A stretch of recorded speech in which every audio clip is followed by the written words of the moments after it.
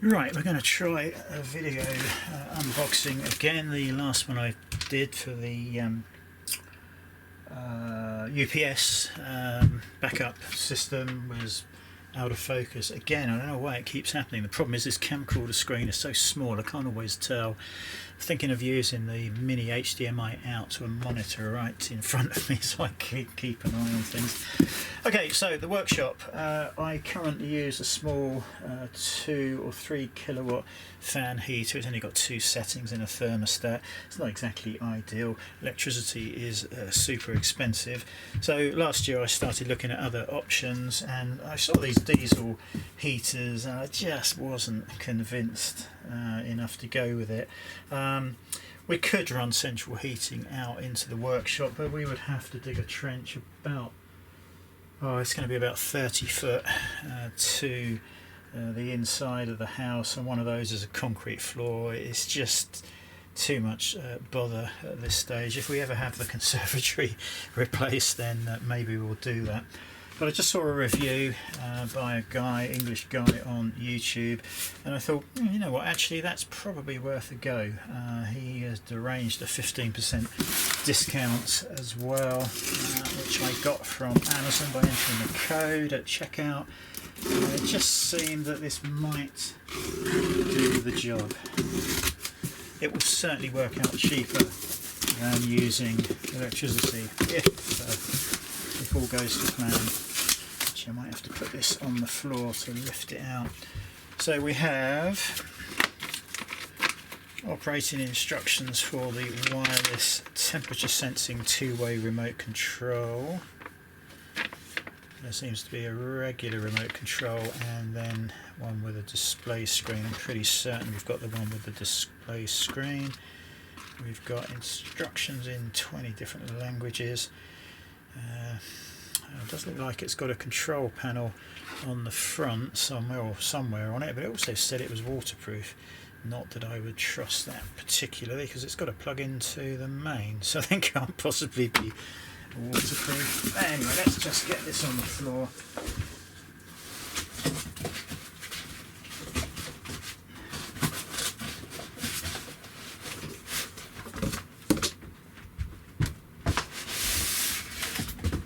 Yeah, right.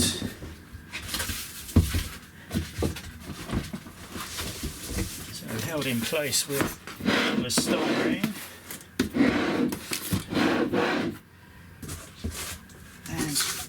Underneath we've got a cool, that's just scratched the work surface. Right.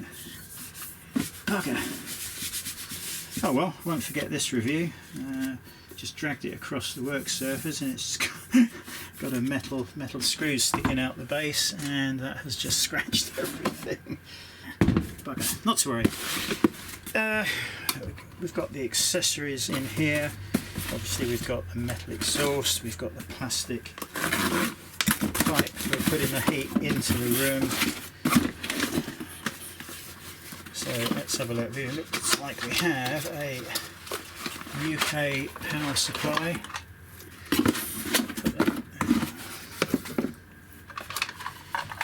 Oh, that's hideously plastic, cheap and nasty. 13 volts out. 10 amp. Yeah, I wouldn't trust that with 10 amps as far as I could throw it. Not nice.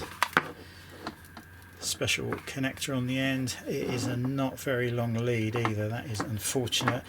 That will probably have to go inside the workshop and feed that through a hole. A bit disappointing there. We have a plastic vent for coming in. We have some pretty cheap aluminium pipe. Yeah, I don't really like that very much. It's a bit cheap and nasty, but it'll probably do. Exhaust, again, pretty cheaply made. Muffler, screws, brackets, etc. as you'd expect. Wiring, that is for a 12 or 24 volt supply from a car or lorry. That looks okay. Feet, I think we've got rubber feet. Another, yeah, okay, I don't know what that one's for. Okay, don't know. The Jubilee clips and a bracket so you can mount it onto a concrete base, or in my case I'm probably going to put some 4x4 posts, cut-offs down, and so it's raised off the floor. So, not much I can put it on really that won't stop it from marking. We have a display underneath there. There's the remote control in here, and that is with the LCD display. Looks like that. Oh, I see. I wonder if that can be mounted inside, and that was an extension cable for it. Let's just cut that open and have a look. Yeah, you know, I think that's what it is. That is an extension, so you can use how the hell that comes apart.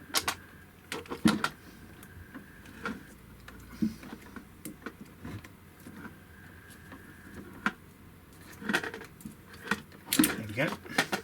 So yeah, you can use that inside. I think we're still in focus still. 7.5 litre diesel tank. Let's just double check that. Yeah, so we can run that through. Where it goes though from here. How do you extend that out of there?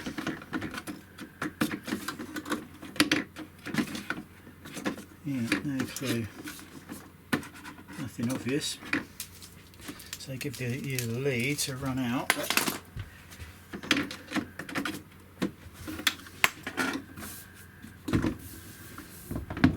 No obvious way of doing it.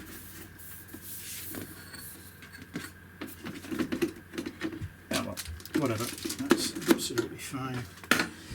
So that's it. I think it was just a real quick look at that. We're going to have to read the instructions. We've got the intake there. Please note the following: power in there,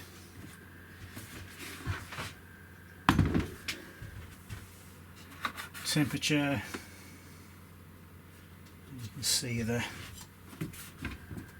fins here, big alloy block of fins. So yeah, all okay. No idea how you start it up. I guess that is all from the app and the control panel.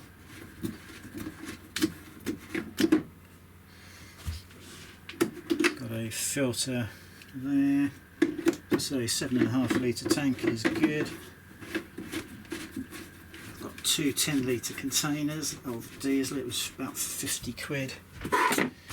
So yeah, I think we're going to have to get this assembled, just try it out without getting it through the wall first, and just see how that goes. So yeah, just a quick look at that. HCalory toolbox. I can't remember the model number, but I'll put it down in the description, obviously. So yeah, first look at that. Alright, a bit later than I planned, but we've actually got this installed. I've run the heat pipe in just underneath the air conditioning unit, and the control panel at the top, the wire has come through the side here.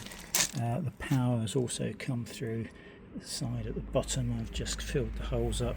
Unfortunately, you've got to drill quite large holes to get the plugs through, especially this one. So I've used whatever I had to hand just to seal the holes up. exhaust just floating in the air, bit of wire just to hold that in place. I think I'm going to lag the pipe.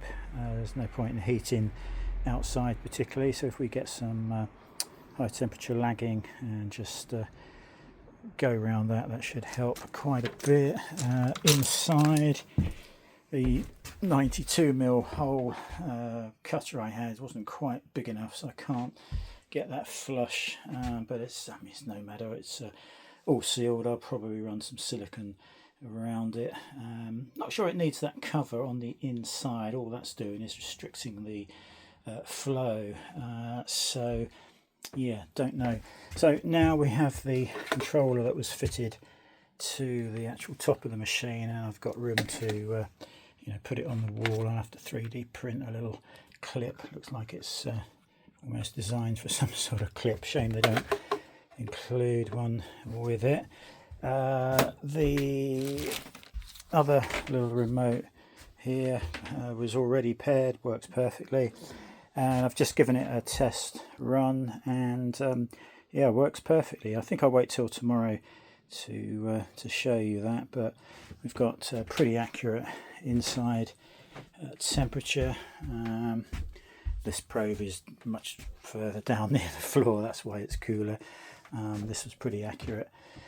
So yeah, coming in at almost ground level, so I'll probably move the aircon out of here possibly. Yeah, or maybe just push it back, but not quite as far. The heat output is excellent. I mean, it took it up 3 degrees in just a matter of minutes. I had to turn it down, it was getting too warm. So yes, very pleased so far, and we'll report back and show it working tomorrow, hopefully. Okay, we're all done.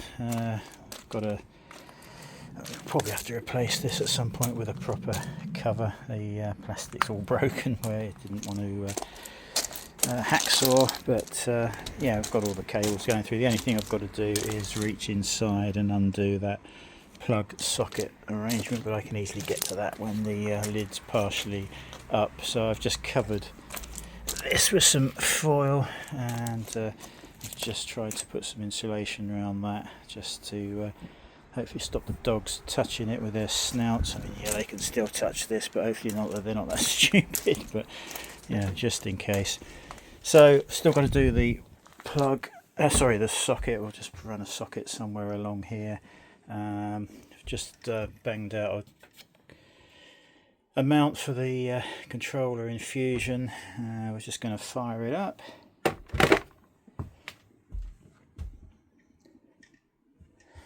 He says, oh no, it's all plugged in, I think. No, it isn't. So that will then fire up. It's telling you it's got 13 volts from the power supply. We are, what, 200 meters high here apparently, times 1051, which is actually correct. I think it must have synced with the app on the phone because it wasn't correct yesterday. So now if we just press the standby button for a couple of seconds, it will fire up. So if we go outside now,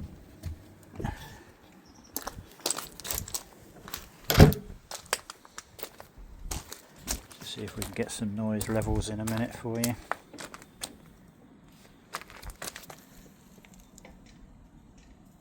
You won't be able to hear it, but it's just a little noise of a fan running quietly. It takes 4 or 5 minutes to fire up properly.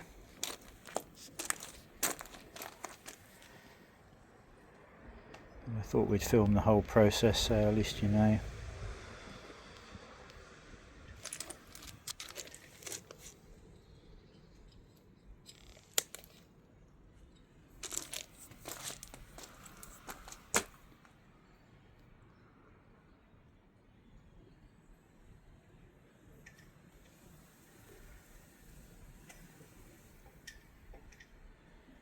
Yeah, anyone that spotted that black drip down there, that's not diesel or anything coming out. This exhaust strap you had to soak for 20 minutes in water, and it's still just dripping off there.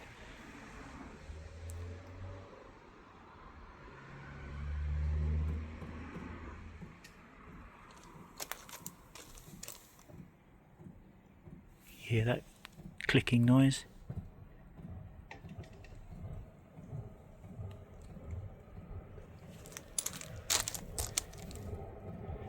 Smell of diesel.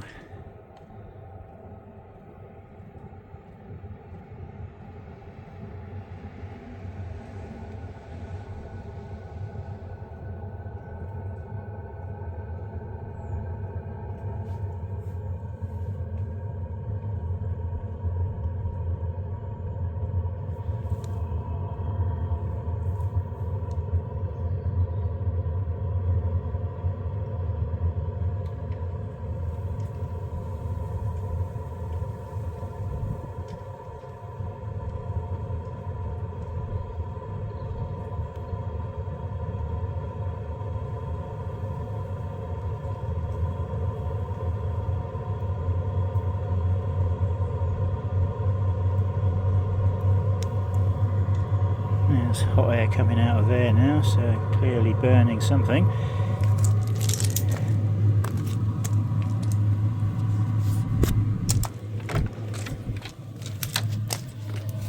And that is now blowing out of here.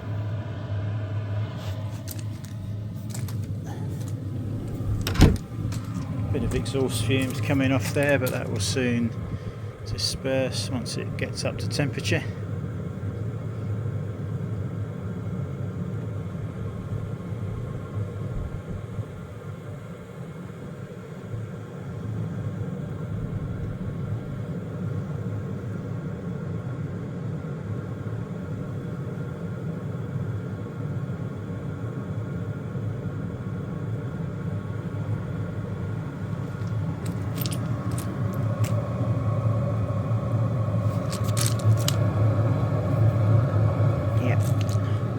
Red hot out of there now.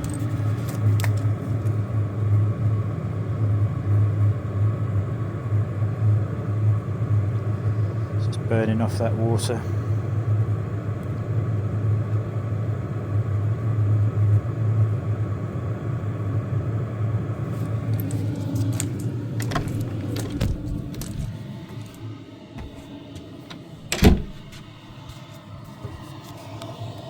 And that's the lovely warm air coming out of there now, so yeah, perfect. Just got some tidying up to do. The controller here only stays on for a while. Heat is here. You can set your temperature. You don't particularly want it too hot.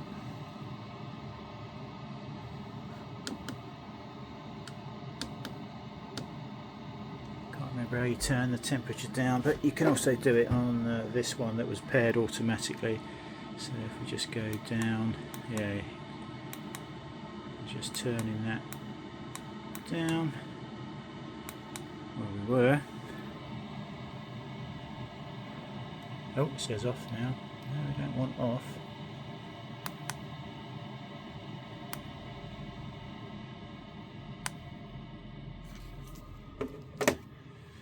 Probably something I did, but anyway, it's what's that little symbol? Yeah, okay, so it was working fine. It's got a shutdown process to go through. It takes a few minutes. Actually, it's quite warm in here already today, so there we go. It's all working fine. Something I did then, I think, stopped that from working. So yeah, all good.